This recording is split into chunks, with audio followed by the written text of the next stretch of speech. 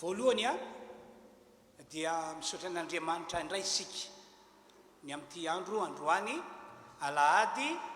izay andro natokantsika iarahana manompo an'Andriamanitra mame voninahitra an'Andriamanitra ato amin'ity tranon'Andriamanitra ity. Noho izany dia miarapantsika rehetra izay efa tonga somatsara tonga eto amin'ity tranon'Andriamanitra ity mba hanompo an'Andriamanitra iaraka aminay mpanompon'Andriamanitra izay mitarika anareo. Miarabanareo ihany koa izay any amin'ny tokantrano misy anareo any, na ianareo eto Madagasikara, na ianareo any Ampitan-Dranomasina any, ka manaraka izao fotoam-pivavahana izao amin'ny alalan'ny Facebook izany. Miarapantsika rehetra ny tenanay ary mirary soa sy mirary fahasoavana mba hoe ho amintsika tsiraray avy ary engane samy aharitra tsara hatramin'ny farany amin'ny fampona an'Andriamanitra isika. Ny voninahitra dia ho an'Andriamanitra ery ihany. Ao anatin'ity fotoam-pivavahana androany ity dia mitona anareo ny iny ary ny anaiky fa manarika zao fotoam-pivavahana ataontsika zao ny Tompoandriamanitra. Mazava ny teny voalaza ao anatin'ity Baiboly ity, hoy izy, ho Jesosy, fa naiza no iangonan'ny olona roa na telo amin'ny anarako dia eo voany ao. Ho antsika ato amin'ity tranon'Andriamanitra ity efa eto Jesosy. Ho anareo izay any amin'ny tokantrano misy anareo any, miaraka aminareo eo anilanareo Jesosy. Ary raha ohatra ka mino an'izany ianareo ary hanompo an'Andriamanitra amin'ny fonareo manontolo ianareo, tiako milaza fa arabaky teny ahitan'Andriamanitra miasa ianareo amin'ity androandroany ity. Amen. Halleluja. Anisan'ny mahafaly azy zao androany ho anareo izay marary ao anatin'ity fotoam-pivavahana ity dia hositran'Andriamanitra,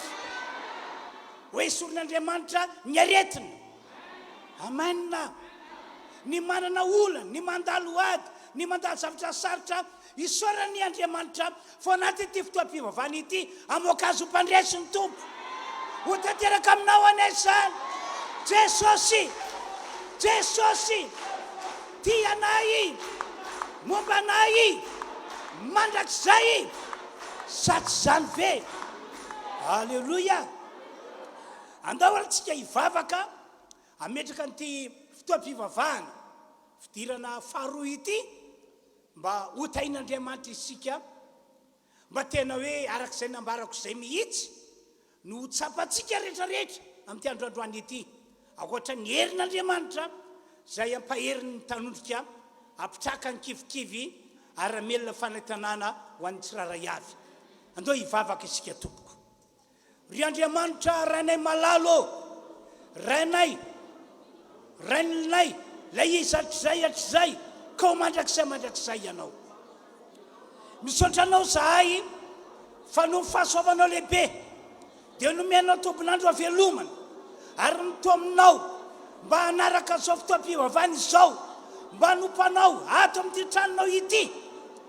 koa mivavaka aminao ao Andriamanitra io amin'ny anaran'i Jesosy ny famindraponao ane ho aminay rehetra ary mitanana mahery ane hitsotra aminay tsiraray avy isam-batan'olona, ka ho fahasoavana ho anay tokoa ty fotoam-pivavahana androany ity. Ny marary aminay ho sitrana daholo, ny manana olana ho vovotsy, ny osaosa sy ndrerandreraka lasa olona mahery ndray ary ho velona fanantenana tokoa. Apetraka am-pelantananao ny fotoam-pivavahana ray manontolo, ianao no momba anay sy miaraka aminay, misy matoky an'izany izahay. Misaotra anao Andriamanitra ary ny rano Jesosy ane afafinay mandritra ty fotoam-pivavahana ity, ny herin'Andriamanitra hitosaka eto ary misy fiarovanaN'Andriamanitra zao fotoana izao, ka dia voatosika ny devoly fahavalo, voatosika ny ekipany, voatosika amin'ny anaran'i Jesosy, tsy havita mission aminay eto mihitsy. Misaotra ray malala, miaino anay ny an-danitra anao ary matateraka fanirianay amin'ny anaran'i Jesosy. Halleluja. Amen. Ny voninahitra dia ho an'Andriamanitra ery ihany. Ho toy izay tsika amin'ny alalany famakiana ny tenin'Andriamanitra moa zany ny vavaka zay efa nataontsika teo salamy fa zato dia vakina manomboka amin'ny andininy voalohany toy zao ny voasoratra mioby ho an' Jehova ry tany rehetra manompo an' Jehova amin'ny fifaliana makanesa ao anatreny amin'ny fiobiana andininy fatelo aoko fantatra reo fa Jehova no Andriamanitra izy no nanao antsika ary azy isika dia olony sy ondry fiandrina andininy faefatra fanentanana ataon'Andriamanitra ho antsika ity midira eo amin'ny vavahadiny amin'ny fisaorana ary eo ankiajany amin'ny fiderana misaora azy mankalazany ny anarany fa tsara Jehova mandrakizay mifamindrapony ary miatra amin'ny taranaka faramandimby ny fahamarinany Halleluja andao aritsika anao fampiarana zany fanentanana zany tena iteran'Andriamanitra fontsika manontolo dia irana kefatra mifanesy no iarahantsika manatanteraka zany ka dia mangataka ny mpitarika fidiarana eto mba androso tsika rehetra kosa hitsangana eo amin'ny toerana misy antsika tsiraray avy ndotsika te tanana mafy an Jesosy ataovy mafy ny teka ho an'ilay mpanjaka sy tompontompo lay Andriamanitra be voninahitra asandratsika amin'ny fiderana amin'ny mpanjakatsika androany sady zany iza ny mpanjakanao iza ny mpanjakanao halleluja andao dia raintsika amin'ny mpanjakatsika androany samy tena midera ny fony manontolo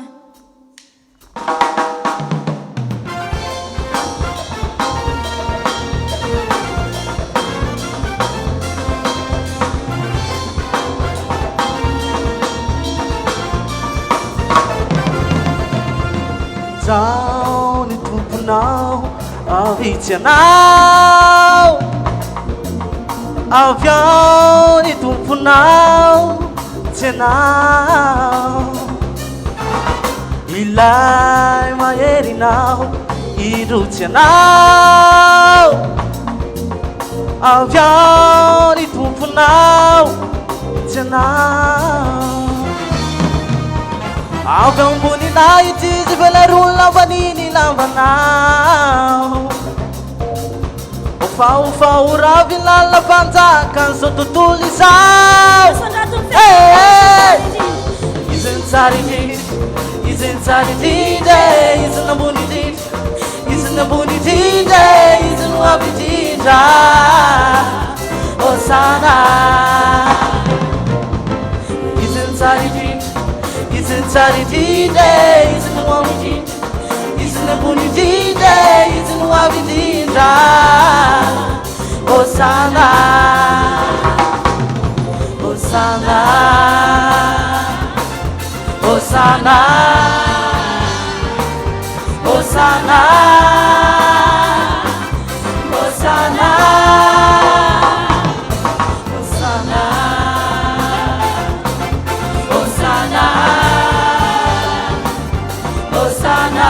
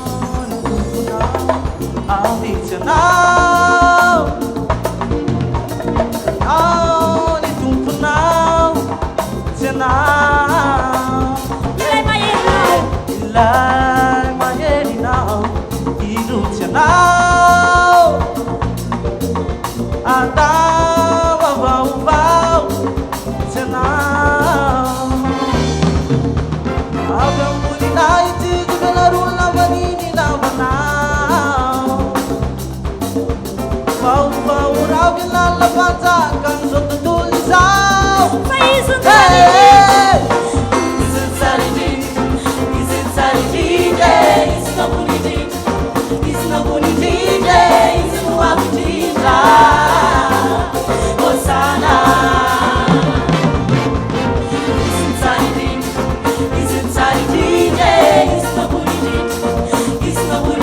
it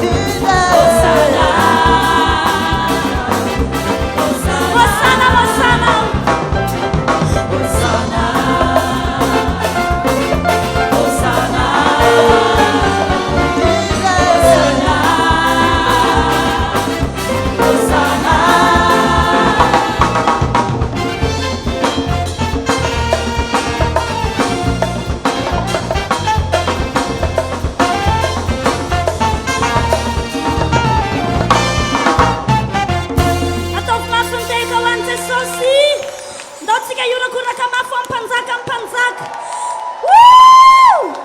halleloia teneny eo akaikinao hoe amboary ny lalan'ilay mpanjaka ampanjaka hoe amboary ny lalan'i Jehova ataovy mahitsy ny lalakaleny fa ho avy amin'ny fiainanao izy any eo ny voninahiny sady zany e andao ary mbola hitoy amin'ny voninahitra ny tompo isika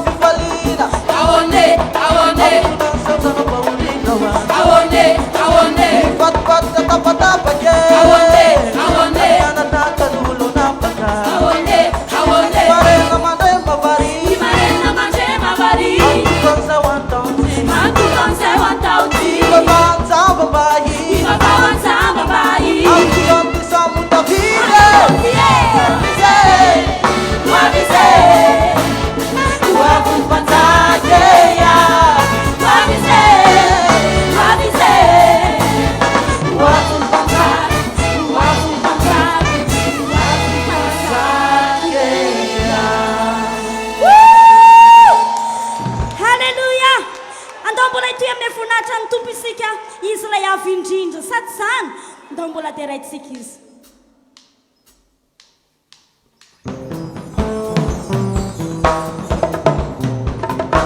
tenao ka tena amin'ny voninahitra ny tompo ianao a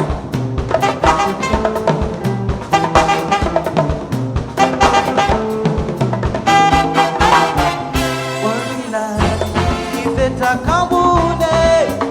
iseza mpiani anana itani mufitera tungune ilani tani anane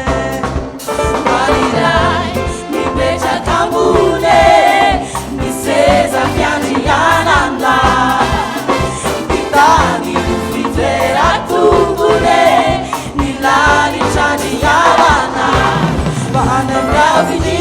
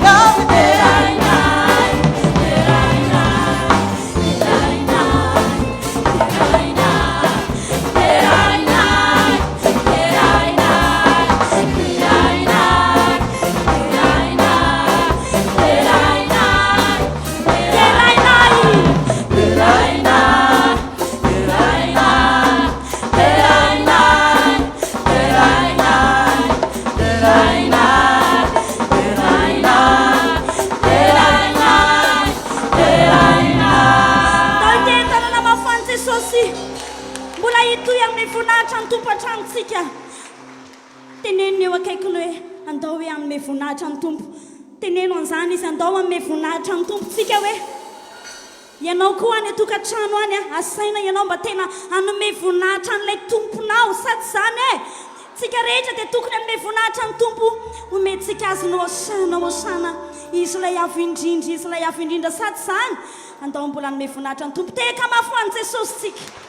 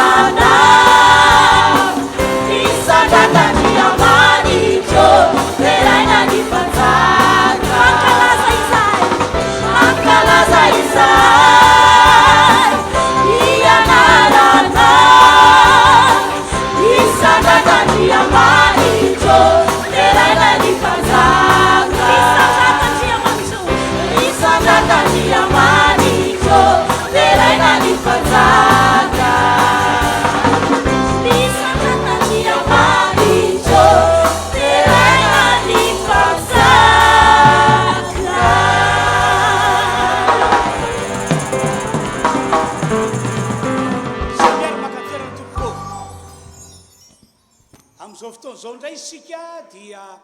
anokana fotoana anaovana vavaka eo anatrehan'Andriamanitra amin'ny maha-olon'Andriamanitra atsika izay manana tanjona ny haritra hatramin'ny farany amin'ny famponan'Andriamanitra dia mila manokana fotoana manao vavaka hatrany an-trano tsy hoe amin'ny fotoana tahako izao atrehantsika hoe miaraka manao fotoam-pivavahana ito isika zay no vao tena hoe mba anao vavaka fa ilay vavaka ilaina tena hoe atao fiainanao mihitsy any amin'ny tokantrano misy anao any ka mialohan'ny anaovantsika an'ilay vavaka dia ho vakiako aminareo aloha ty tantara anankiray ity mikasika any amin'ny tantaran'i Daniela toko fahenina 9:1 dia toy izao voasoratra no mifantatry Daniela fa efa vohisy ny didy dia nakao an-tranony izy ary ny varavarankeliny tranony ambony nanandrefany Jerosalema dia nivo koa intelo isan'andro no nandoalika ka nivavaka sy nisaotra teo anatrehan'Andriamaniny izy satria fanaony hatramin'ny taloha izany ho an'ny Daniela manokana dia nanao ny vavaka ho zava-dehibe sy ho fiainana mihitsy izy tany aloha tany mbola tsy nisy ny olana fa fiainana tena hoe zotra tsara no ny zorana dia ambarana ny tenyandriamanitra hoe intelo isan'andro izy no nalokana fotoana nanaovana vavaka ary ilay vavaka mandoalika mihitsy no nataony tamin'izany tateorina tonga ny olana ary le olana tonga teo aminy dia le olana manomana azo amin'ny fahafatesana fa na dia zay ary ny zavatra nitranga dia mbola tantaray amin'ny baiboly araka ilay novakintsika teo fa mbola nanao vavaka ho zava-dehibe sy ho fiainana foana Daniely ka dia intelo isan'andro hatrany hatrany izy no mivavaka nandoalika mihitsy teo anatrehan'Andriamanitra zay fiainana tia vavaka manao vavaka ho zava-dehibe manao vavaka ho fiainana izay zany ihany koa no takedr'Andriamanitra amintsika kristianina amin'izao vaninandro misy antsika izao amena tena tian'Andriamanitra mihitsy isika anana fifandraisana amin'Andriamanitra amin'ny alalan'ny vavaka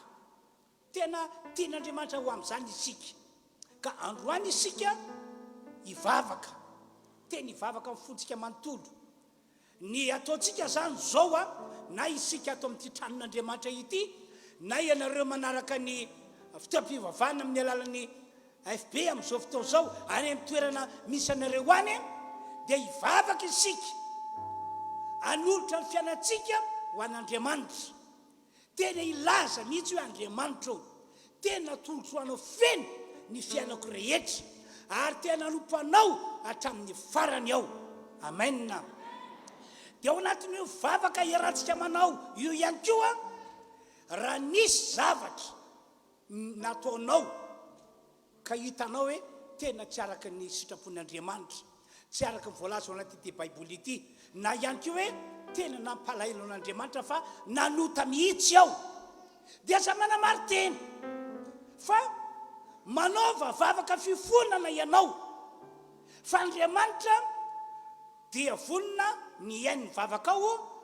vonona ny amelany eloko ao ary vonona ny anadio anao indray amin'ny alalan'ny rano Jesosy Kristy ilay efa nalatsaka teo ambony azo fijaliana amena ho antsika kristianina manana Jesosy monina sy mitoetra atao anatika ka manatombo lehibe raha sanatria ka nisy tokoa ny fahalavona tapoka fahalavona tsinahy na faresena ohatra nitranga tao amin'ny fiainanao ka nanota ianao manana Jesosy isika peloko tanakavan'Andriamanitra ray manao fifonana ho antsika izy no ambara amin'ny baiboly hoe avoka miaro antsika eo anatrehan'Andriamanitra ka dia ataova mivavaka fifonana ny fanambarako an'izany anefa dia tsy midika fa dia mahazo malota ianao dia anao fifonana sy fibebana indray rehefa avy eo tsy mety amin'Andriamanitra izay ahoana voalaza ny boky ny obolana zay olona ozy izy anarina matetika ka ateoriana miamafiatoka zany hoe le fahotana nalavo lay fahotana nahazo azy le zavatra nahalavo azy iverenany ray dia mibebaka iverenany ray dia mibebaka dia hoy ny baiboly ho torotoro tapoka zany zany ka tsisy famindrapo tsisy fanafana ho azy intsony ka isika tsy natao amin'izany fa natokana nanambara taminareo manana voakatsika Jesosy Kristy fonao antsika eo tanakavan'Andriamanitra ray dia mba hatonga antsika tonga eto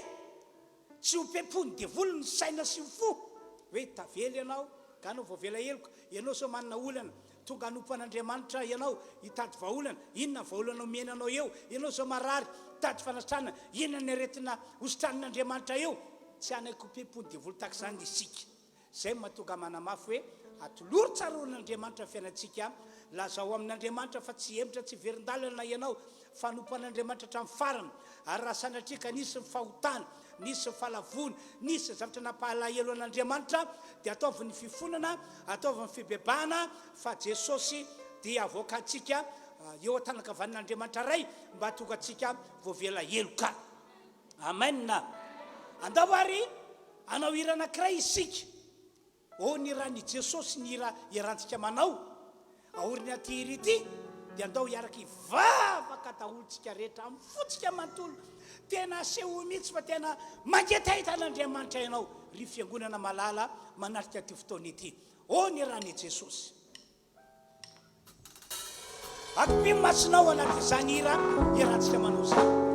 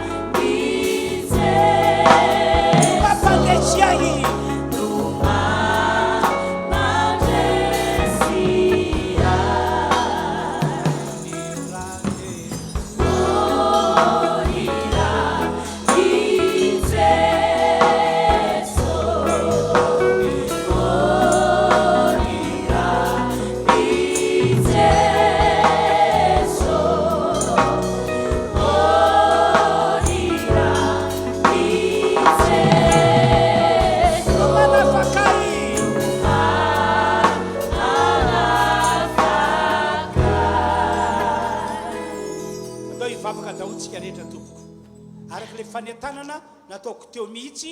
nooka ho fiainatsika tsiraray avy sokafa ny vavanao na dia vaovao sambany azanao manarika ty fotoam-pivavahana ity dia asa tao mahasadakatra anao ny manokatra ny vavanao ny miaraka mivavaka miteny tahaka zao iarahantsika manao zao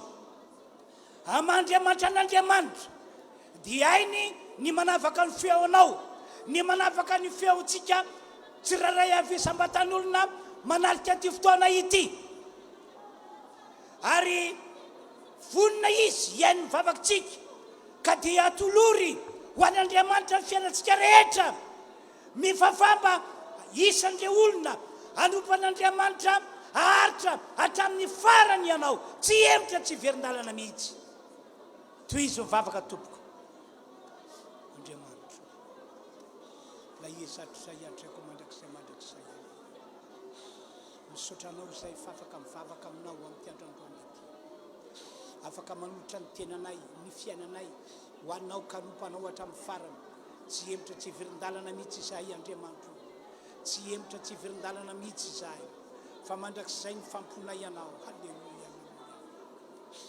amen amen amen amen amen amen halleluia halleluia halleluia halleluia halleluia halleluia halleluia halleluia amen amen amen amen amen orla izatra zay adrako mandrakizay mandrakizay orla iandriamanitra tsy miofo matsany ho ary mandrakizay andro manala eo an-tananao zahay andro manala eo an-tananao zahay andro manala eo an-tananao zahay amen amen amen amen amen halleluia halleluia halleluia halleluia halleluia halleluia halleluia halleluia halleluia halleluia halleluia halleluia amen amen amen amen eo an-tananao zahay andriamanitra eo an-tananao zahay anompanao hatramin'ny farany anompanao mandrakizay mandrakizay halleluia tsy emotra tsy verin-dalana mihitsy zahay andriamanitra halleluia halleluia andriamanitra andriamanitra andriamanitra ho tahinao be mihitsy ny fotoam-pivavahana taona eto andraisany fahasoavany zany amin'ity androandroany ity andraisany fahasoavany zany amin'ity androandroany ity ary mimpanomponao vavaka aminao manao fifonana ho andreo namanay zay lavo nanota amin'ny anaran'i Jesosy mamialany eloka vitany ianao Andriamanitra mamialany fahatsony ianao ka ny ran'i Jesosy Kristy nalatsaka teo ambony azy fijaliana no anadovanao azy no anamasinanao azy entinao manangana azy ho toy ny olona tsy mbola diso ho toy ny olona tsy mbola nalota mihitsy Andriamanitra Alleluia alleluia alleluia misotranao zahay misotranao zahay misotranao zahay misotranao zahay fa tena tsara aminay ianao tena tsara aminay ianao amin'ny anaran'i Jesosy didiko fanaratsy lay fanantonany olona mbanota miala tanteraka ty fiangonana ity toerinay zanak'era melana intsony fa zao fiangonana zao ho amin'ny famasinana ny fiainany ho amin'ny fatahorana any Andriamanitra ny fiainany ary anompanao Andriamanitra mandrakizay izahay sotra Andriamanitra misy sotra Andriamanitra Andriamanitra Andriamanitra miantso anao te aunamina atramini malaina no miantsoko anao magnetaetana no saifanai Andriamanitra Andriamanitra Oka ira mafy anao ira amin'ny fonao rehetra mihitsy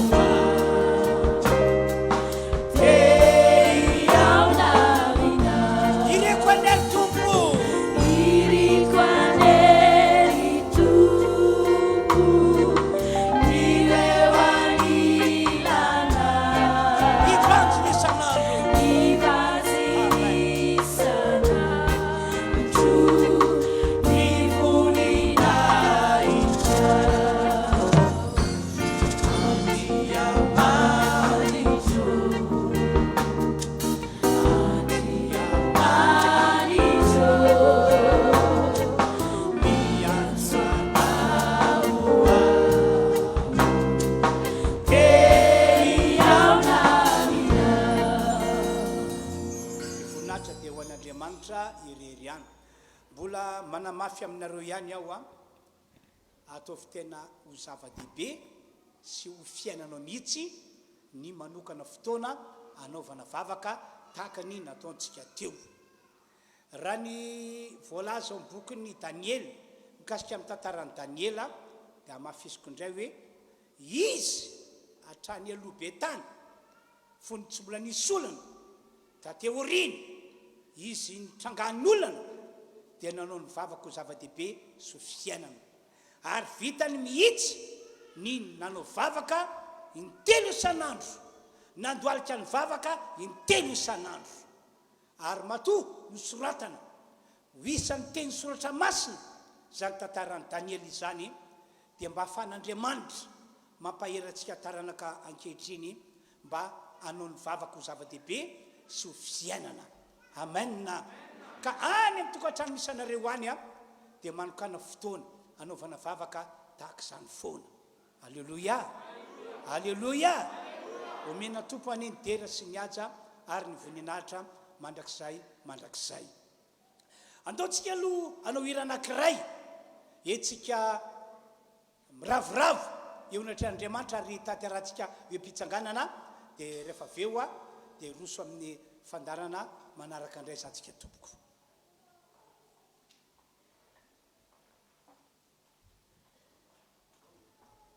ary hitsangantsika dia anome voninahitra ny tompo amin'ny alalan'ny tirity saotra sy dera nomentsika an'ilay mpanjaka ny mpanjaka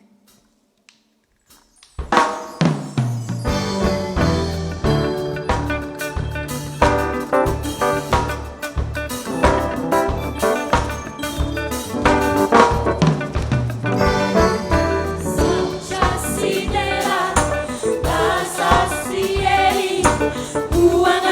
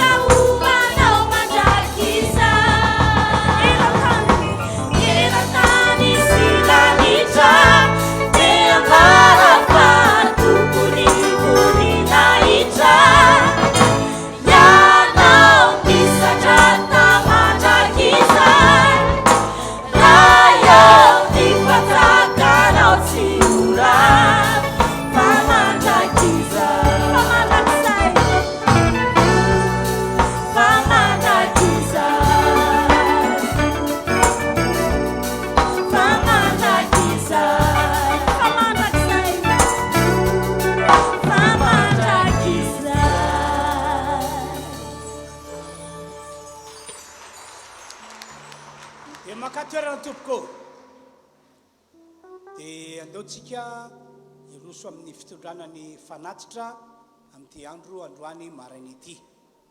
Ho anareo any amin'ny tokantrano misy anareo any ihany koa dia ataoko fa zava-dehibe raha manaraka zao fandarana zao ianao, manaraka zao fitaom-pivavahana zao amin'ny alalan'ny Facebook dia mba manao vain koa fanatitra ianao ao amin'ny tokantrano misy anao ao. Fa zany rehetrarehetra zany hitahin'Andriamanitra antsika. Amen na? Raha ny hitako anaty Baiboly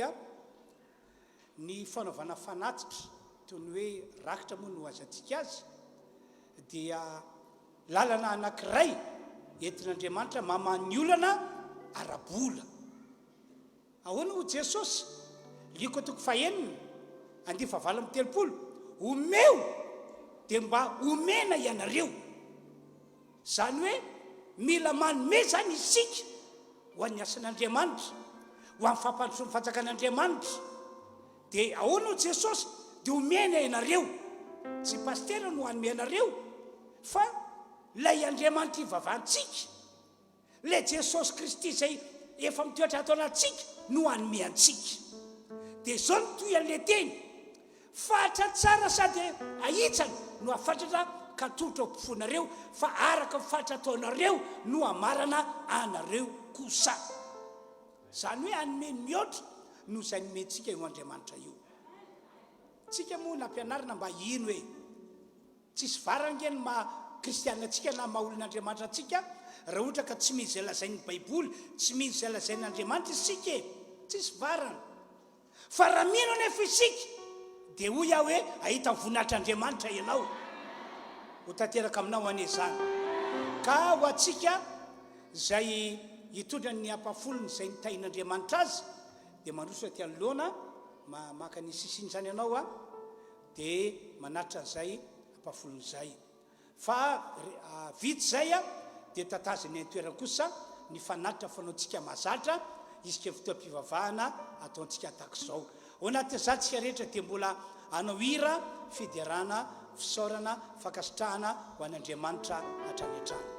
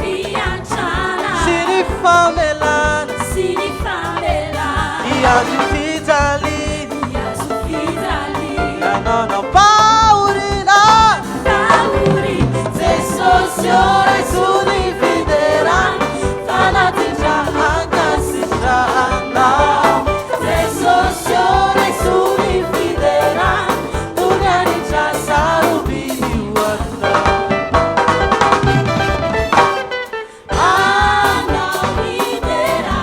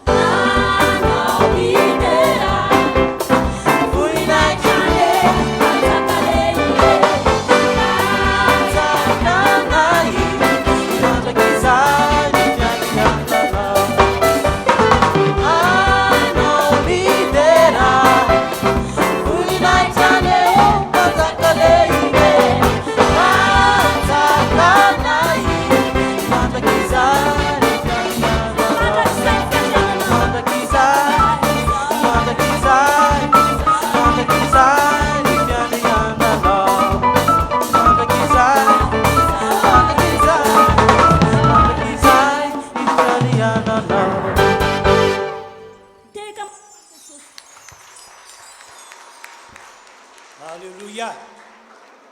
Ny filazana zany dia tahaka izao manaraka izao ho antsika moa zany mandritra ny fotoam-pivavahana izay ataontsika ato mandra-patonga ny filazana izay ataon'ny mpitondra fanjakana dia manao kasiposy foana zany tsika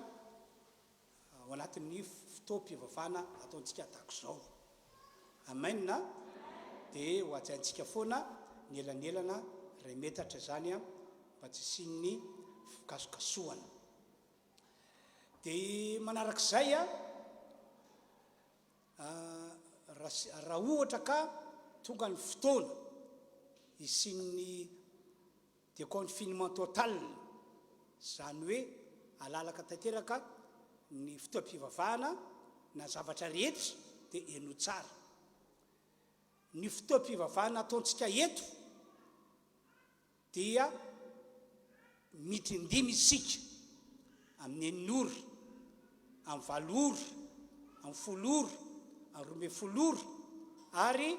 amin'ny roa ora tolakandro. Dia tsy hovany antsony zany izay fizotry ny fotoam-pivavahana izay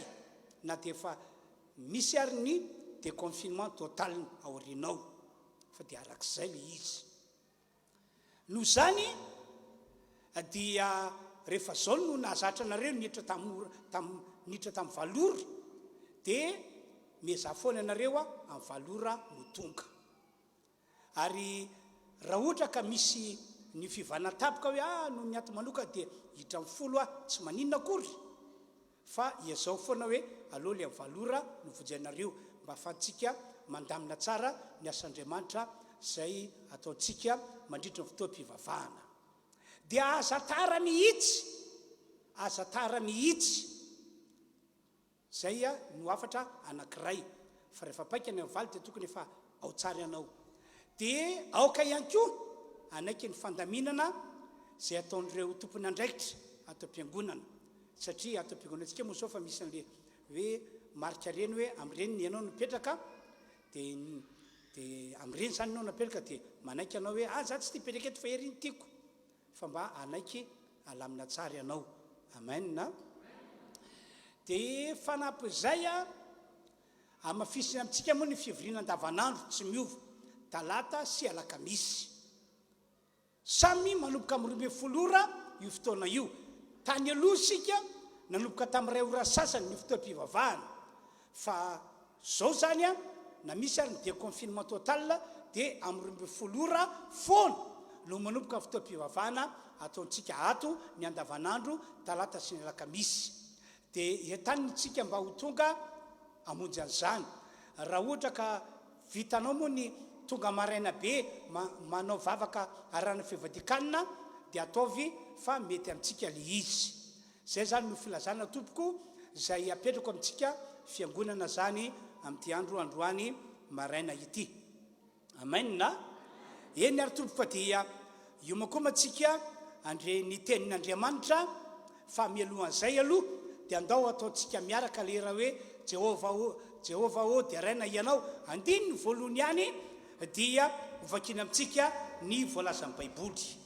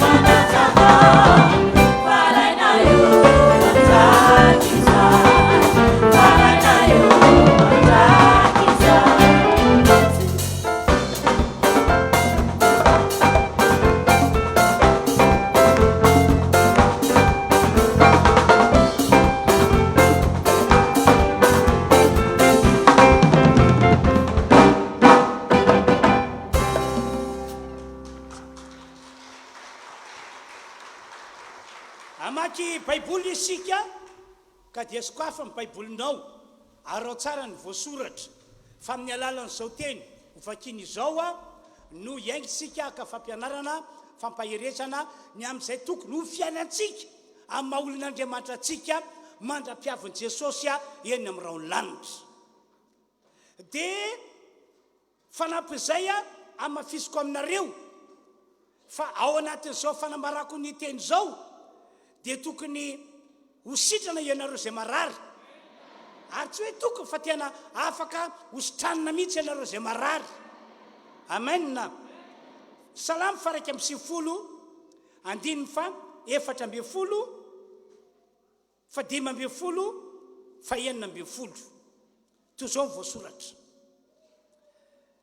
satria izao no niereketan'ny fitiavany dia monjy azy ao anandratra azy ho any amin'ny avo ao satria malala ny anarako izy iantso ahy izy dia maly azy ao hoe ho aminy ao raha ory izy amody tsy ame voninahitra azy ao ho fokisako faela velona izy ary asiako azy ny famonjeko marika indray toko faharoa amby folo dia vakina ny andiny fatelopolo koa tiavany Jehovah Andriamanitra ao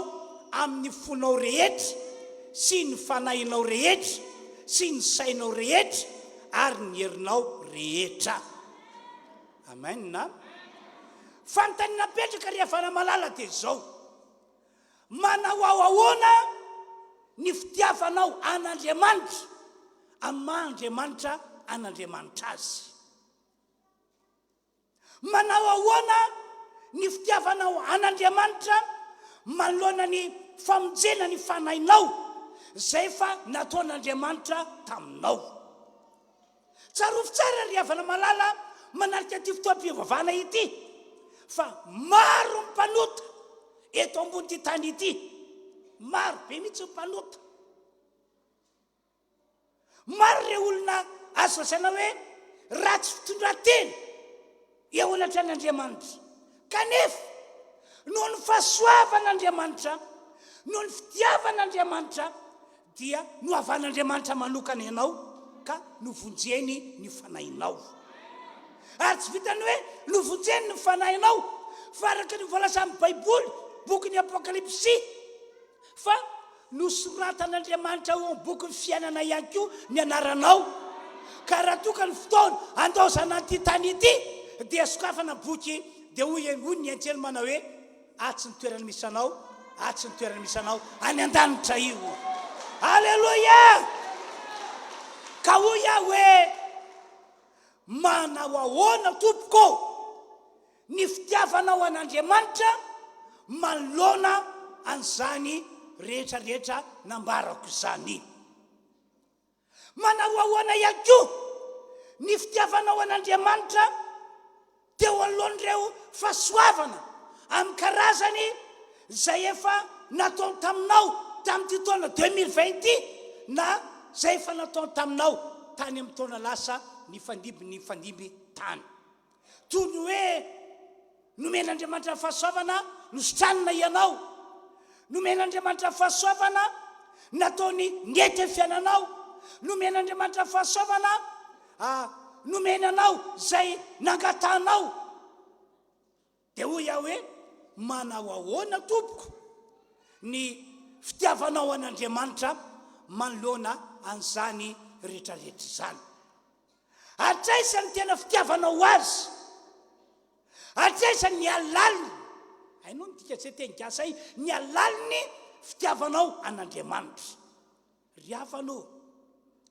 raha ny voalasa amin'ny baiboly no jerena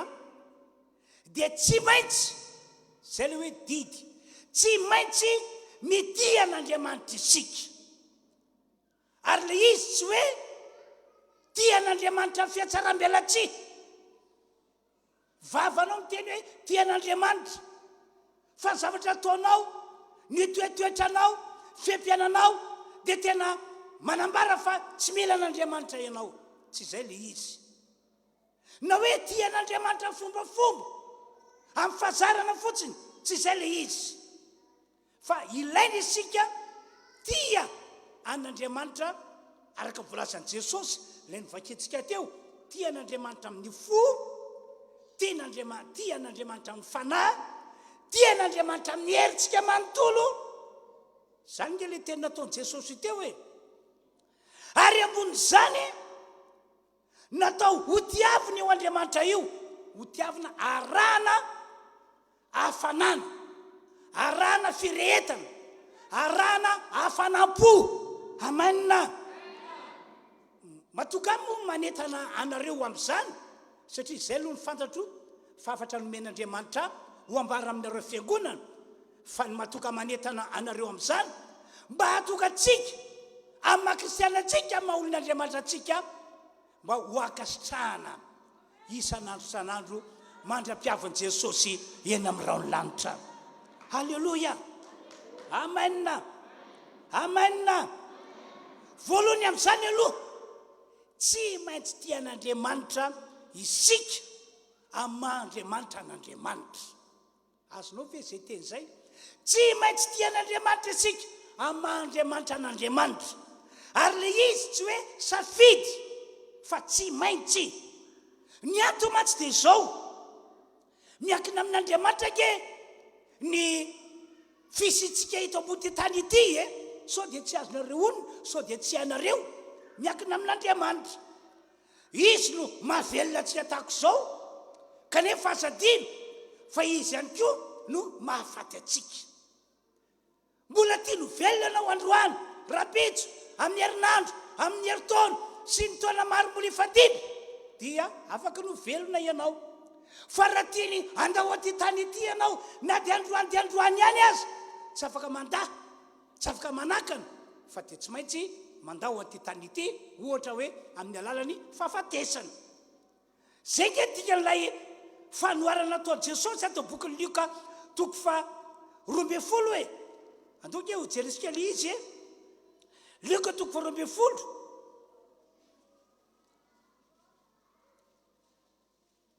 Dia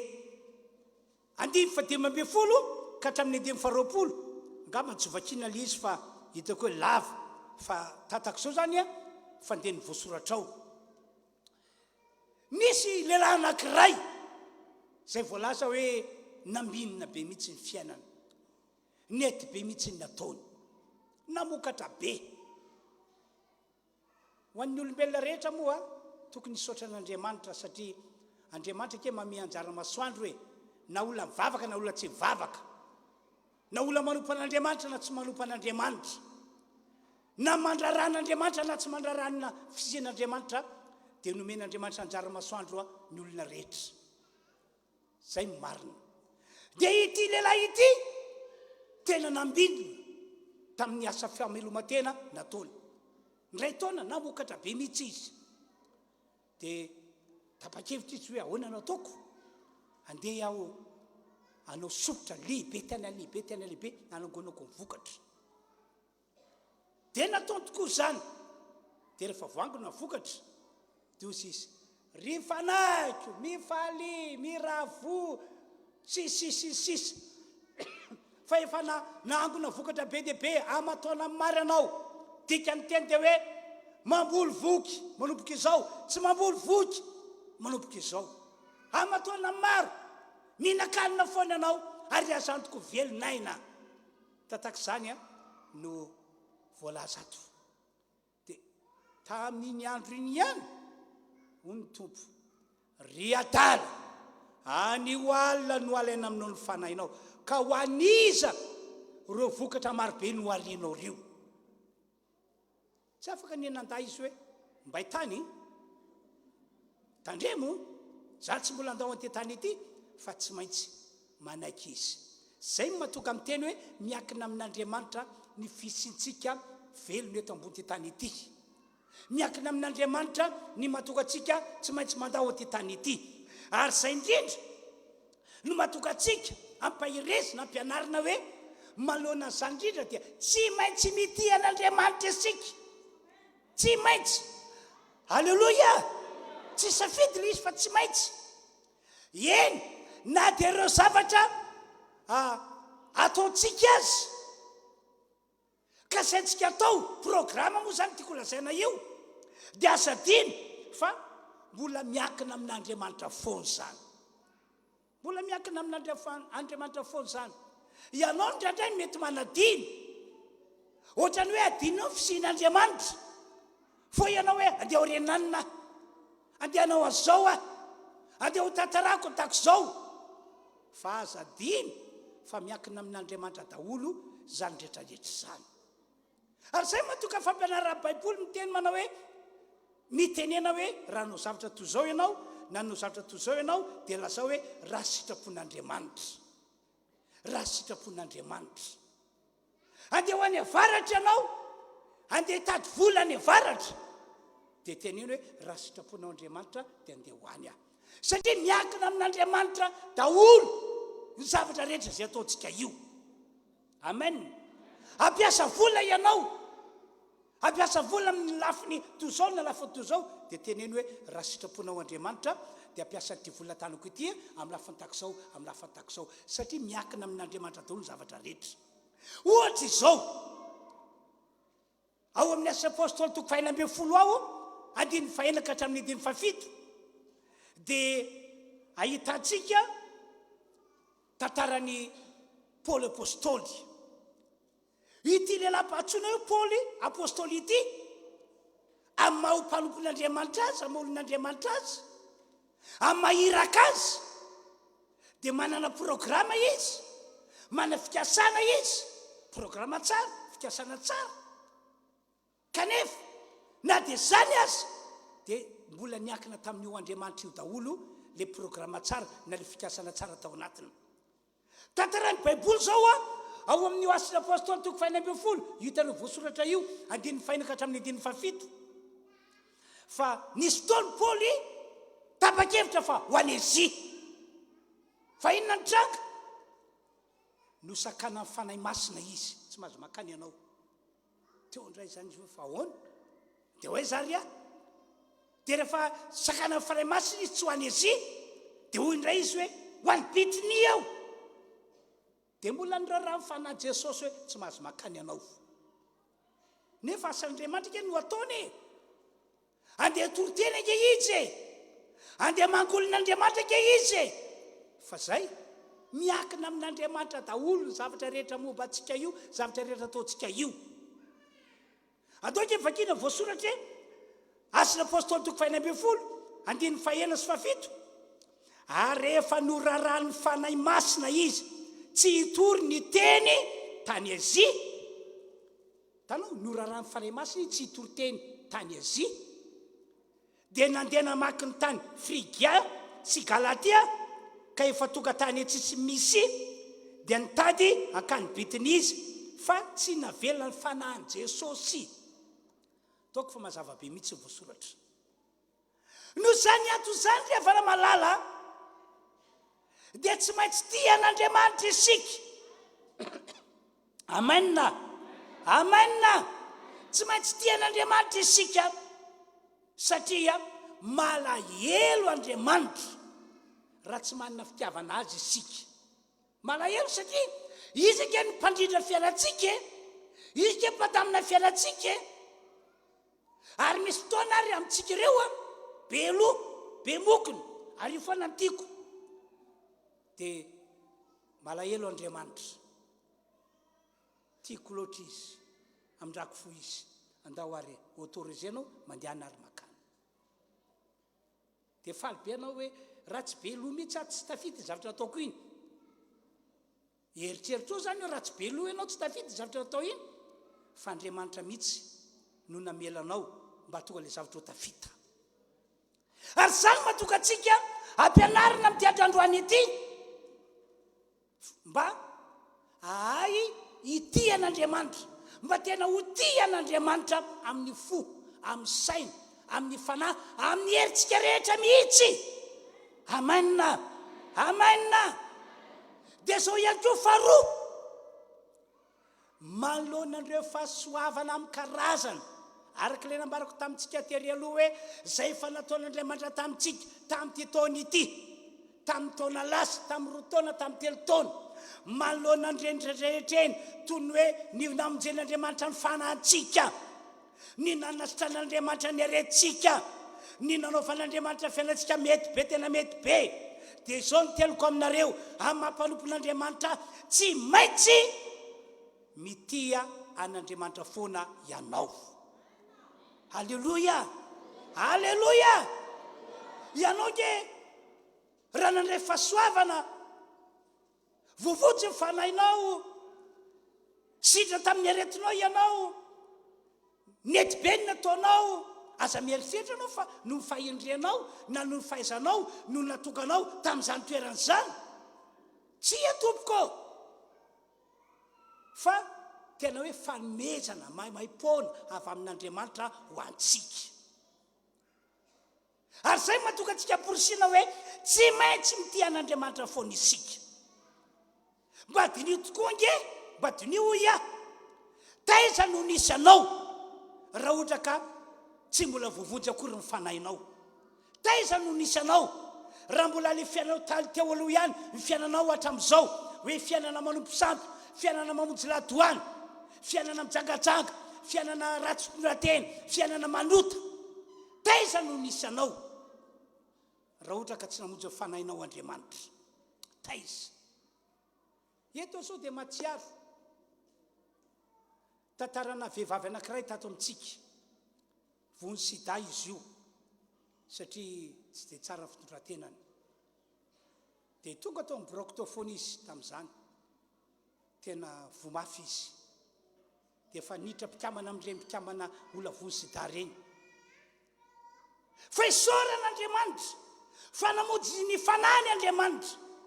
Dia tsy jana hoe ny fanahiny fotsiny vojen'Andriamanitra fa taoriana vavaka natao azy dia sitrana izy. Tsika miteny zao efa sitrana izy. Halleluia, halleluia. Dia zay mahatonga miteny hoe mba dinio tompoko ny fiainanao raha ohatra ka tsy voavotsy ny fanahinao fa mbola nitona lompo sampy, tona monjy ladoany tany amin'ny adalana maro isan-karazana. Nanahoana mety ho fiafarahanao? Nanao ahoana? Azo antoka fa niandranao ny fahaverezana mandrakizay araka ny Apokalipsy 2:20. Ary raha fiainanao teto ambony tany ety, inoko fa tena fiainana teo an-tanan'ny devoly, fiainana tena anjakany devoly, fiainana tena rembon'ny devoly, ka zay tiany devoly natao no tondrana anao. Dia tsy maintsy nanaiky anao.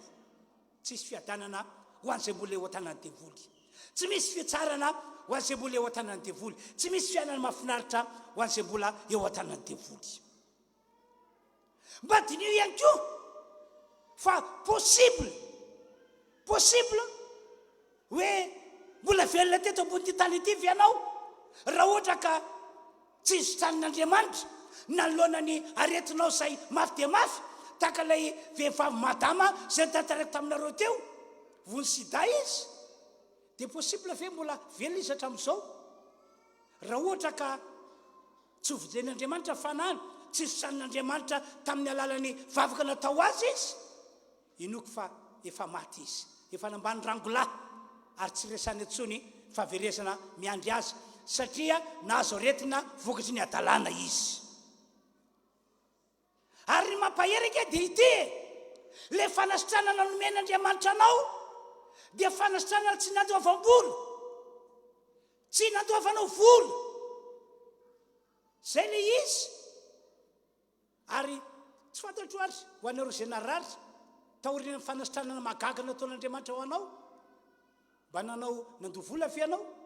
Sa mba nanao rakom-pisaorana koa ve azy ianao? Tsy fantatro, mety tsy nanao an'izany akory ary ianao. Fa dia sitrana dia halleluia, faly be mihitsy sitrana amen, amen, amen. Dia hoy aho hoe nanoloana zany rehetra izany riavana dia tsy tokony ho tia an'Andriamanitra ve ianao? Tsy tokony ho tia an'Andriamanitra ve ianao? Ry fiangonanao amafisokondray,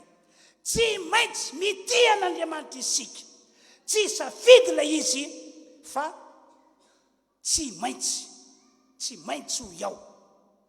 Antoka hoe averiko vakina aminareo ilay teny ato amin'ny Marka 4:20 hoe le teny nataon'i Jesosy 9:30 koa tiava Jehovah Andriamanitra ao amin'ny fonao rehetra, tsy olona jetilisa na olo zao tontolo zao no ilazany Jesosy zany teny zany, fa ny mpianany, ny apôstôly, isika mpino kristianina manarika ty fotoam-pivavahana ity. Koa tiava Jehovah Andriamanitra ao amin'ny fonao rehetra sy ny fanainao rehetra sy ny sainao rehetra ary ny herinao rehetra. Amen. Fa ity ihany koa anefa misy fanentanana lehibe anapiko zay fanentanana efa nataoko anareo zay. Tsy maintsy mahafana fo amin'ny fitiavana an'Andriamanitra ianao. Tsy maintsy mirehitra amin'ny fitiavana an'Andriamanitra ianao. Ino tsara ke ty tantarako aminareo ity nahazo fananarana manokana izao, nahazo fananarana fanitsiana manokana avy amin'ny Jesosy ny fiangonana kristiana anankiray tany Laodikia. Titra sy etikety fotsiny ihany matsy ny na kristianina azy ireo tamin'izany andro zany. Hainao hoe titra sy etikety fotsiny, zany hoe fombafomba fotsiny maha-kristianina azy, elikevela fotsiny maha-kristianina azy. Ny toetra sy ny toepana nananan'izy ireo tamin'izany dia izao: toetra sy toepana mangatsika, toetra sy toepana matimaty amin'ny fitiavana an'Andriamanitra na amin'ny fanompoana an'Andriamanitra. Tsy mety amin'Andriamanitra nefa izay hoe toetra mangatsika izay, na toepana mangatsika, na hoe toetra sy toepana matimaty amin'ny fitiavana an'Andriamanitra na amin'ny fanompoana an'Andriamanitra. Tsy mety amin'Andriamanitra mihitsy zany. Dia ino ho ianao no nitranga, satria mangatsika ny fiangonana kristiana tao Laodikia, matimaty ny fiangonana kristiana tao Laodikia. Dia hoy ny Baiboly manao hoe alohan'ny vavako ianareo, alohan'ny vavako. Ny zavatra aloha zany zavatra tsy zakan'ny vavony, tsy mety amin'ny vavony ny zavatra aloha nefa efa nohanina. Dia mitovy amin'izany ihany koa tsy zakan'ny vavonin'Andriamanitra ny kristiana mangatsika na ny kristiana matimaty, fa ny an'Andriamanitra dia ny azy ny teny dia kristiana mafana, kristiana mirehatra. Andao ke fakitsika voasoratra Apokalipsy toko fatelo dia vakitsika 15 sy 20. Fantatro ny asanao, fa tsy mangatsika na mafana ianao. Aleo mangatsika na ho mafana ianao, fa satria matimaty ianao ka tsy mafana na mangatsika, dia efa alohan'ny vavako ianao. Azonao tsara ve ny fandehany tantara fiangonana tao Laodikia? Dika dia hoe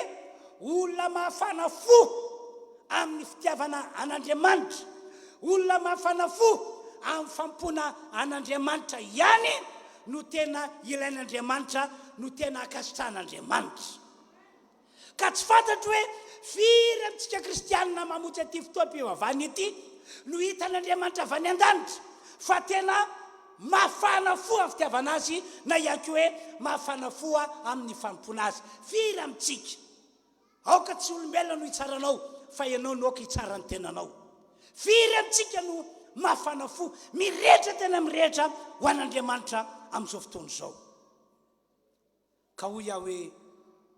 manao ahoana tokoa tompoko ny aminao, tena tian'Andriamanitra tokoa ve ianao, ary mahafana fo amin'izany fitiavana sy ny fanompoana an'Andriamanitra zany ve ianao. Témoignage-na lehilahy anankiray ity, Eli no anarana, zay voalaza tao Mpanjaka voalohany toko 8 andiny 7 sy ny 10. Nisy fanenjena mpivavaka be tamin'ny andron'ny Eli mpaminany Jehova, tamin'ny andron'ny Ahaba fonisy mpanjakan'Israely. Nisy fanenjena fivavahana be mihitsy, fivavahana amin'ny Jehova io enijena io. Dia novonoana daholo zay rehetra mpaminan'ny Jehova, mpaminan'Andriamanitra. Eli dia liresy tsy maty, zay ny voatantara. Ary mbola mitady fofony any Eli ihany koa nefa ny mpanetika tamin'izany. dia noho ny firehetany sy ny hafanampony fitiavany an'Andriamanitra hoe za tsy emika e, za tsy verin-dalana e, za tsy ala amin'Andriamanitra e, na dia efa maty ary ireo namako ireo, za mbola hijoro an'Andriamanitra foana. Dia ina nataony? Niala tao amin'ny tanàna nisy azy izy, nandeha tongotra ny ray andro manenjitra, niala tao amin'ny tanàna. Lavitra ange zany e, enjana ange zany hoe mandeha tongotra ny ray andro manenjitra e, mba iarovatena mba tsotratra fahafatesana. Dia taiza izy? Tany anaty aram-bato tany izy mipetraka, tany amin'ny tany hevitra, tany anaty aram-bato. Inona moa ny asa fivelomana anaty aram-bato? Inona ny hanikoanina anaty aram-bato? Inona ny ranosotroana any anaty aram-bato? Fa dia tany izy. Ary zay natonga azy ny teny manao hoe Andriamanitra, alao ny aiko hoe, alao ny aiko, mba tsy ho velona intsony fa tena tsy zakako intsony zavatra mitrango izao. Dia zay mivavaka nataony, dia tao anatin'izay tonga Andriamanitra niteny taminy. Hoy Andriamanitra taminy, ry Eli, maninona aty ianao? Efa fantatry Andriamanitra ke ny antondin'ny Eli teo hoe fa Andriamanitra mba tia andreny feo an'ny Eli, tia andreny sy zavatra ao anatin'ny fony. Io nge na dia tsy milobava ary ange anao dia efa fantatry Andriamanitra momba anao hoe efa fantany hoe anao io dia karazany olona mangatsika amin'ny fitiavana sy fampona azy, karazan'ireo olona matimaty amin'ny fitiavana sy fampona azy, na hoe karazana tena mahafana sy mirehitra, fa fantatry Andriamanitra daholo zany. Maninona aty ianao ry Eli? Dia ina navaliny Eli? Andoha vakitsika voasoratra Mpanjaka voaloha toko faha 10 hoe Mpanjaka voaloha toko faha 10.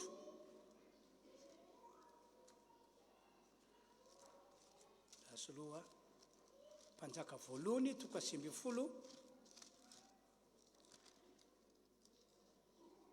dia ny andininy faha 7 sy faha 10. Zao voasoratra, ary niditra tao anatiny zo izy ka nitoetra tao. Ary indro tonga tamin'ny teny Jehovah nanao hoe manao inona ty ianao ry Eli? Dia hoy Eli, nafana dia nafana ny foko no fitiavako an Jehovah Andriamanitry ny maro. Nafana dia nafana ny foko. Dia hoy Andriamanitra, efa fantatro fa mba te hanontany anao aho, efa fantatro fa mafana dia mafana ny fonao ny fitiavanao aho. Riavanao averiko ny ray, mila mahafana fo ho an'Andriamanitra ianao, mila mahafana fo amin'ny fitiavana an'Andriamanitra ianao, mila mahafana fo amin'ny fampona an'Andriamanitra ianao. Aroka hafana fo tahaka ny Eli ianao tonga eto, itsika rehetra tonga eto. Amen. Ary lay hafanam-ponao arao asy, tsy hoe misokatra fitiavanao, za tompo dia mafana ny foko amin'ny fitiavako anao, mafana ny foko amin'ny famponanao. Fa dia hoy Andriamanitra hoe porifoy azy e, porifoy, asy hoy eto masoko. Riavanao, mila mafana fo amin'ny fampona sy amin'ny fitiavana an'Andriamanitra ianao. Avy alao ny tantara lasa tany aloha tany ho tantara lasa, fa manomboka androany aoka ny rehefa napakevitra ianao hoe Andriamanitra efa niteny tamiko ianao, efa nampahery ianao, noho izany dia manomboka androany dia ataoko izay tonga hafana fo amin'ny fitiavana anao, hafana fo amin'ny fampona anao. Amen. Halleluja. Be dia be efa tantarako taminareo teo ny antony mahatonga antsika tsy maintsy mitia an'Andriamanitra, tsy maintsy manompo an'Andriamanitra, ary mila arahana hafanam-po mihitsy zany. Ohatra hoe amin'Andriamanitra an'Andriamanitra fotsiny e, dia tsy maintsy mity azy anao ary mahafana fo amin'ny fitiavana azy sy amin'ny fampona azy. Dia oloandreo fahasoavana amin'ny karazany nomen'Andriamanitra anao, hoe novojen'Andriamanitra ny fanahinao, hoe nitranon'Andriamanitra ianao, hoe nataon'Andriamanitra nety be ny fiainanao. Dia mila mity an'Andriamanitra ianao ary mila mahafana fo amin'ny fitiavana azy sy mahafana fo amin'ny fampona an'Andriamanitra. Amen. Halleluja. Dia hoy aho hoe arao asa le izy. Ohatra amin'izany zao, andao vakitsika Salamo fa 7:50. Salamo fa 7:50. Dia zao voasoratra. Salamo fa 7:50. Dia vakitsika ny 10:10. Ianareo zay tia Jehovah mankalany ratsy, hainao ve nidika zay teny zay ianareo zay tiany Jehova mankala ny ratsy zany hoe raha tena tian'Andriamanitra ianao ary raha tena hoe isan'ireo olona mahafana fo afitiavana an'Andriamanitra sy fampona an'Andriamanitra ianao dia tsy tokony hamela ny zavatra ratsy hoe eo amin'ny fiainanao zany ianao tsy tokony hamela ny sitrapony devoly ho tanteraka eo amin'ny fiainanao zany ianao amen raha mbola vela tao ambony tany ety aloha ianao dia na aiza laizana miakaviana miakavana dia tsy ampozinao mihitsy misy zavatra ratsy tonga eo loanao fa tsy tokony hamela ny zavatra ratsy iny ho tanteraka eo fiainanao ianao na ho ataonao fiainana na miakaviana miakavanana dia mifanetra amin'ny devoly ianao tonga ny devoly mpakafana mitona anao mba hanao sitrapony mitona anao mba handearaka ny tiany dia ianao raha tena tian'Andriamanitra isan'ireo karazan'olona mahafana fo afitiavana an'Andriamanitra sy fampona azy dia mankalany ratsy aza mamela zavatra ratsy hitoetra aminao na hamela sitrapony devoly ho tanteraka eo fiainanao mba raiso ho lesina ho antsika tompoko ny tantaran'i Josepha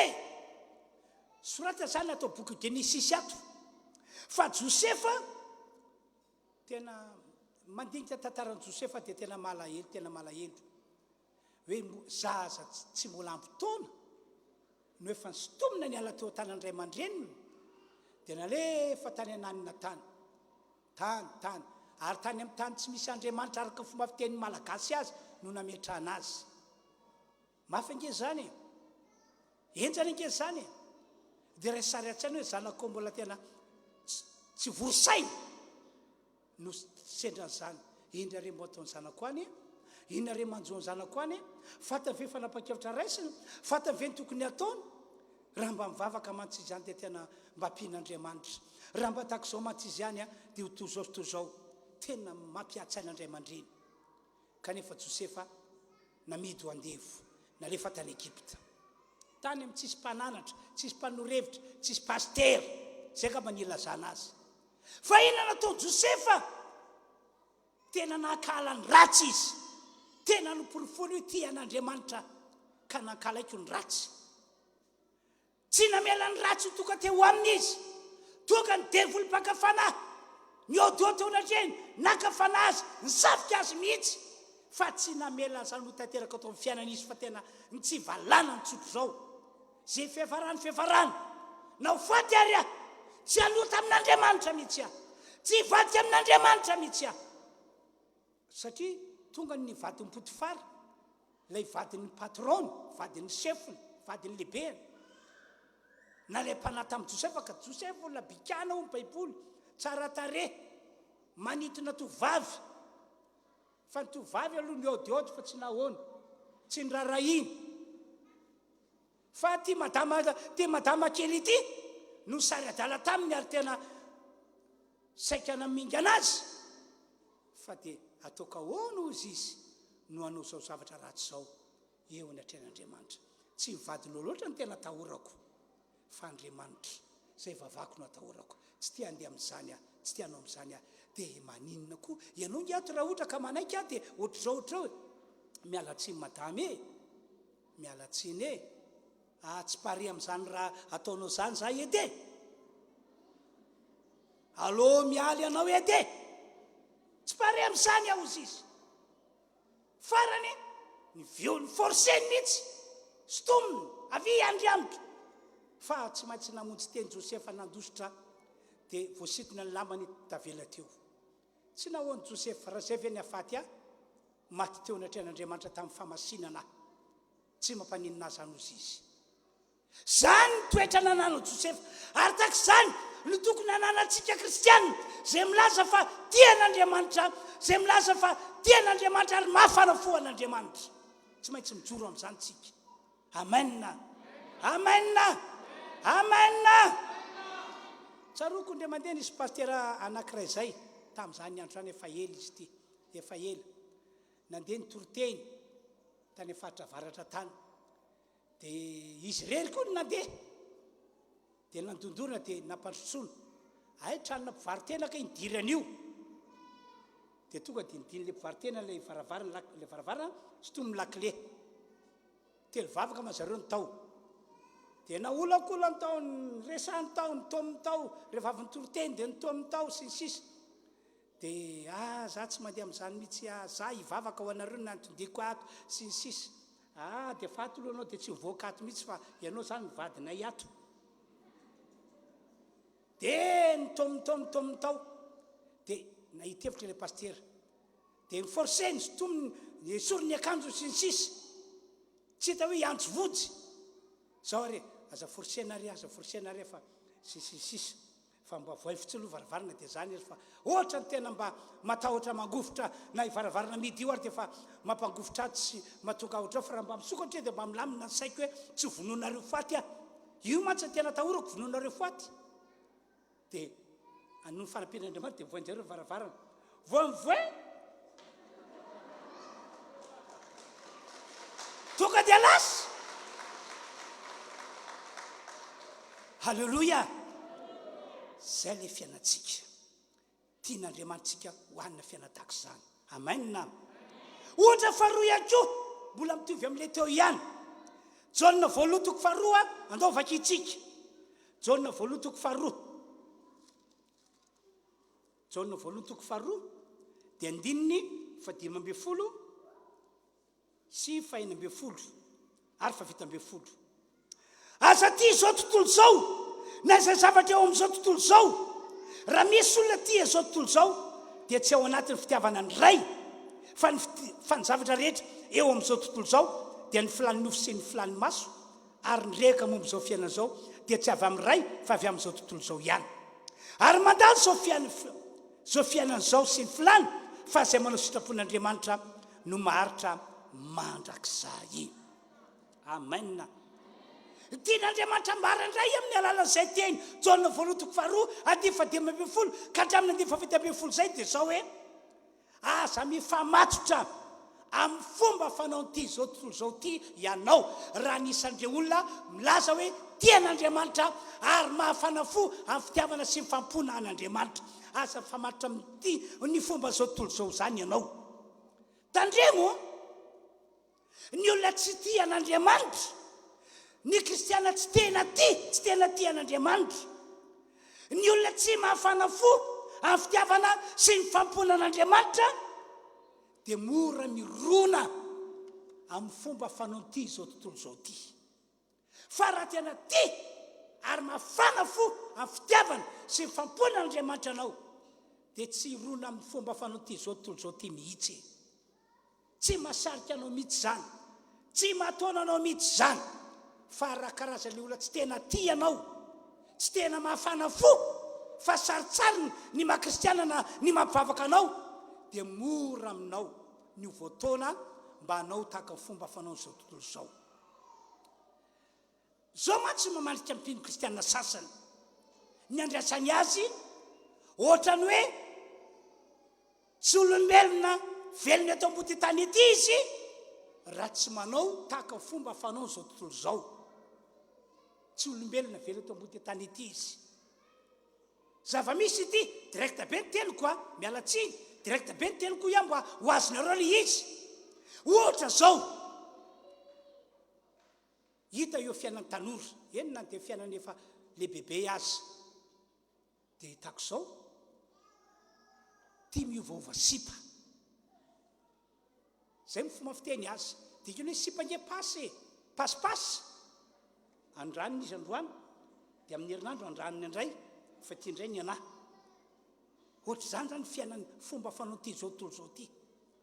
ny tena kristianina tena olon'Andriamanitra tian'Andriamanitra ary mahafanafon'Andriamanitra tsy miditra amin'izany mihitsy izy tamin'ny herinandro io nisy fampianarana nomeny mpanompon'Andriamanitra anankiray anazay dia zao ny fampianarana nomeny kasikany amin'ny voromahery ny voromahery ozy izy tsy mba misolo vady fa iny vadiny mandramaty dia hoy aho hoe voromahery ary raha ka mahay an'izany fa ny olombelona androany tinytiny aorindrina ohatra ny hafahafa kely ndray fijeriny azy ohatra ny tsy tiako ndraiky ny orona ohatra ny songanga loatra nefa le anakiraria maranidranitra ohatra zao aloha janiko fa rindray ny tiako tsy dia tiako loatra nytoetra ny ty fa ito a ohatra masitsika zany ndraindray ry nefa miangolangola fitry miteny aloha rindray ny tiako ore olona ny fomba fanao zao tontolo zao dia miovaova partenaire tahaka izany fa tena kristianina tian'Andriamanitra dia matoky amin'izay efa nekeny teo mason'Andriamanitra tsy le olona nekenao hoe za tena tianao mandrakizay fa Andriamanitra no naovana fanekena hoe ianao tena tiako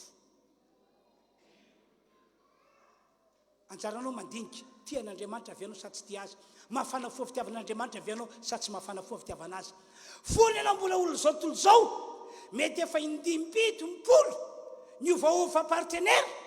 normal zany ny fiainana zao tontolo zao zany ny fiainan'ny olona mbola eo tana devoly fa raha hoe efa ny Jesosy anao efa nandray Jesosy anao efa manana Jesosy anao kanefa dia vadibadika tahaka izany a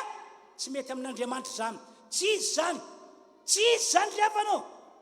ohatra koa directa ihany koa ty vao miaraka fankaty lasy vavy anankiray dia tsy mana-tsaina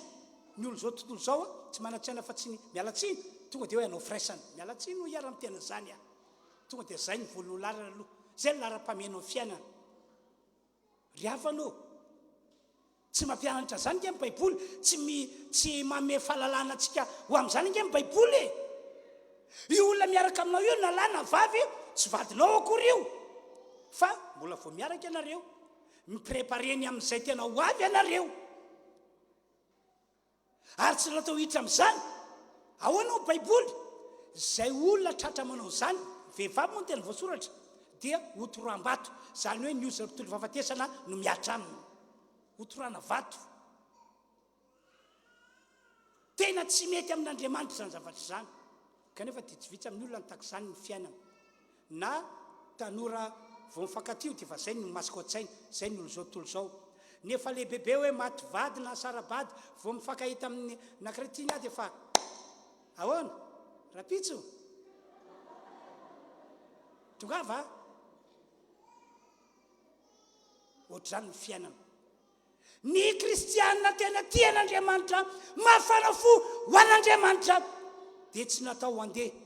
araka fanao zao tontolo zao tsy natao handeha amin'izany mihitsy zavatra eto amin'ity zao tontolo zao izy dia filany nofo filany maso ary tsy avy amin'Andriamanitra raha io fa avy amin'izao tontolo zao avy amin'ny devoly ka maninona moa raha milasa tenanao ho tian'Andriamanitra anao mafana fo an'Andriamanitra maninona no manaiky voasarika anao fanao zao tontolo zao anao fanao devoly anjaranao mieritreritra anjaranao madinika zay matoka amin'ny teny hoe raha tapa-kevitra ihany anao ho tian'Andriamanitra afana fo an'Andriamanitra oka ranao asa le izy fatelo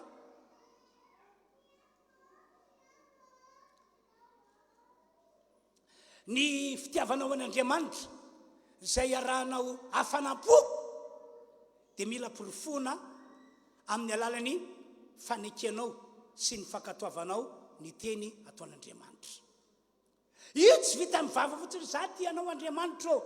tena tianao be mihitsy ary mahafana fo fitiavana anao fa hoy Andriamanitra mamelaka fanontaniana hoe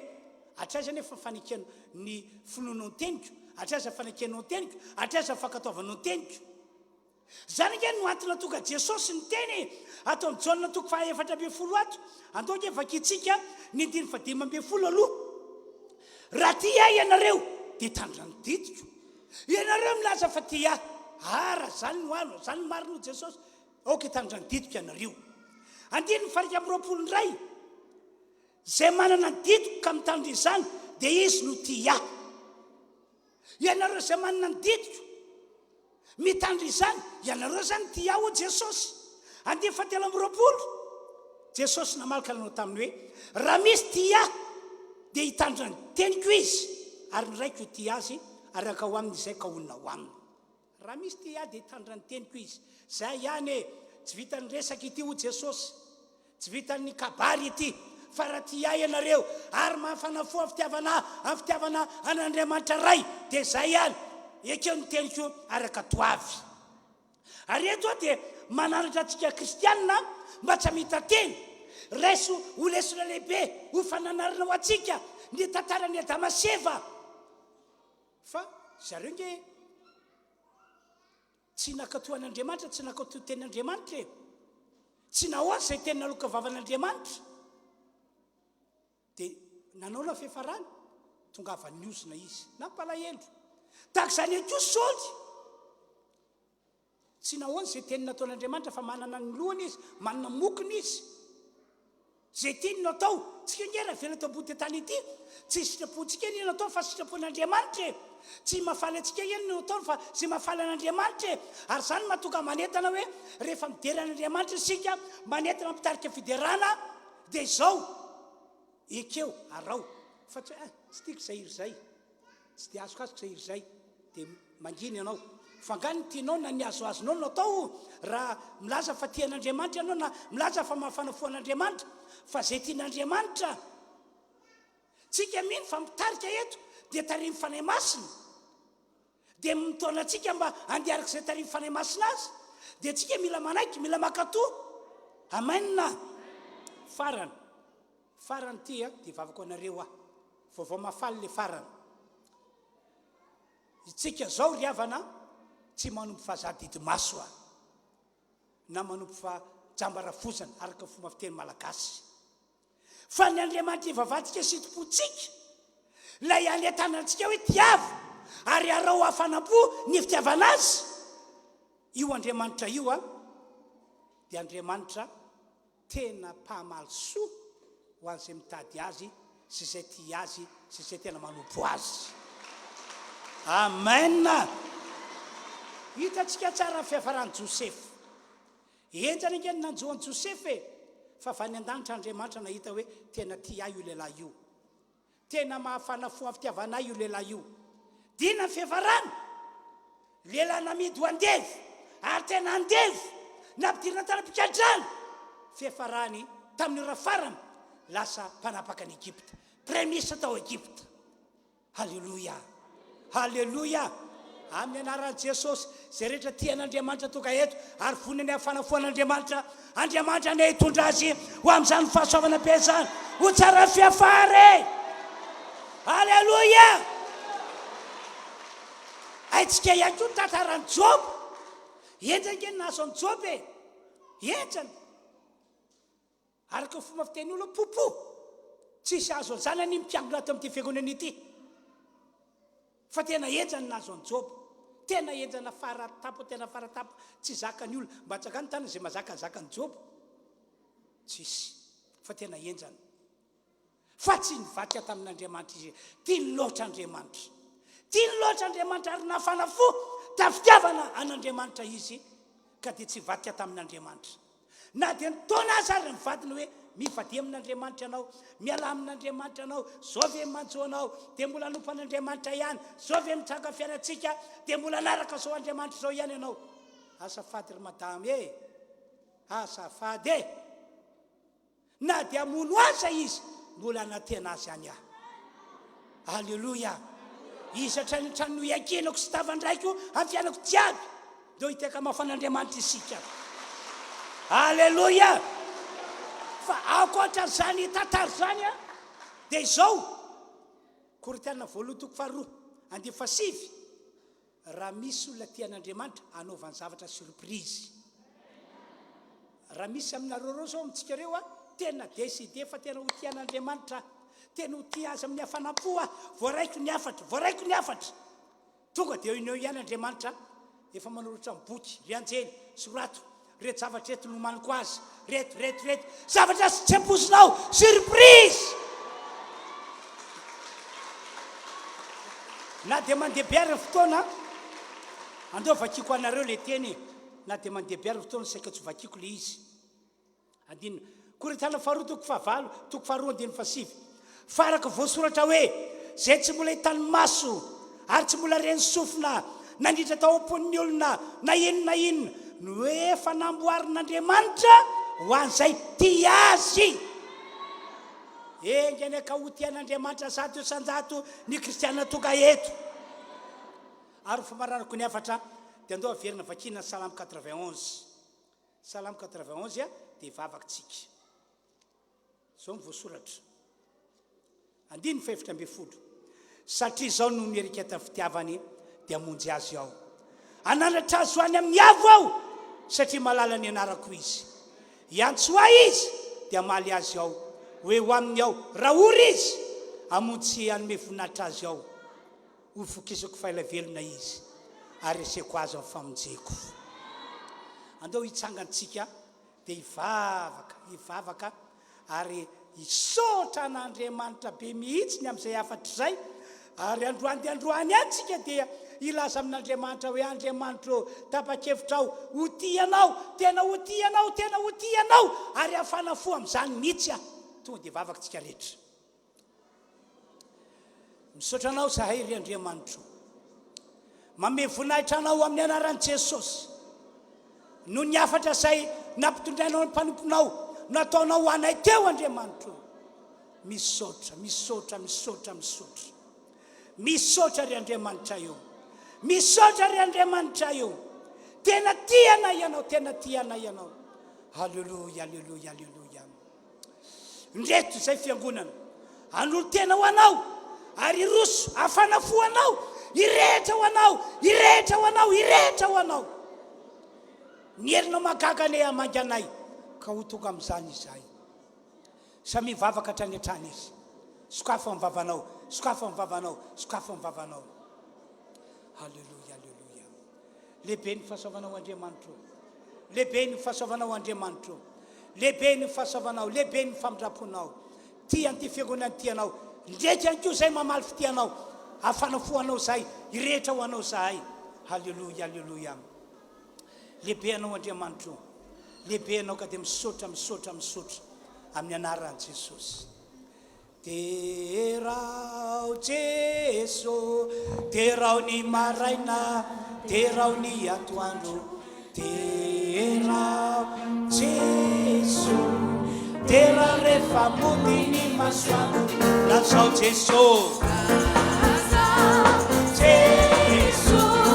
lazao ny maraina lazao ny atoandro lazao Jesu lazao rehefa mody ny masoandro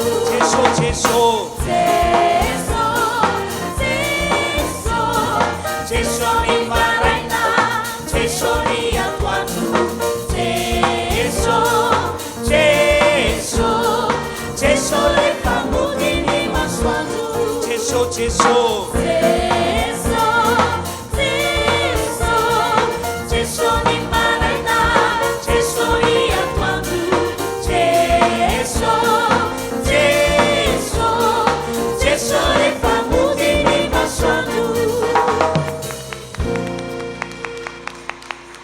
Alleluia dia ny voninahitra moa an'Andriamanitra irery any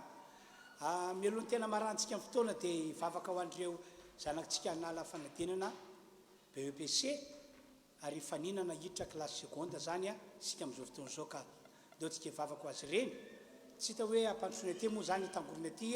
fa dia ny amin'ny toerana misy anareo eny any ianareo mpianatra vavakatsika raha io tonga amin'ny fotoana izay anaovana hivavaka ho andreo mpianatra anala fanadinana BEPC ary faninana hiditra ao amin'ny kilasy seconde mivavaka aminao zahay mba mindra fo amin'izy ireo anao tena mindra fo sy amela heloka ka ho avanao ny zanako mpanomponao ny taranako mpanomponao tsy anona olana amin'ny fanadinana BEPC na fifaninanana hiditra kilasy seconde fa ny tolotsaina avy aminao no hoe ho amin'izy ireo ka ho tafitany zanaka mpanomponao ny firovanao tokoa ho amin'izy ireo amin'ny anaran'i Jesosy misaotra ray amen alleluia dia ny filazana farany fisaorana izy ity izay taranaka navelan'ny tompoko vavy Ramely Arso Edvise dia mani fisaorana feno ho an'ny mpanompon'Andriamanitra pasteur Adolphe Mianakavy sy ny fiangonana ry fiandorakely tamin'ny fiaraha-miory taminay Andriamanitra fiadanana ny omba anareo somary tsindrio kely ity ranabavy ity moa zany dia mpino fatranany be mbola hita hoe tanora ihany izy tamin'izany efa hitako mpino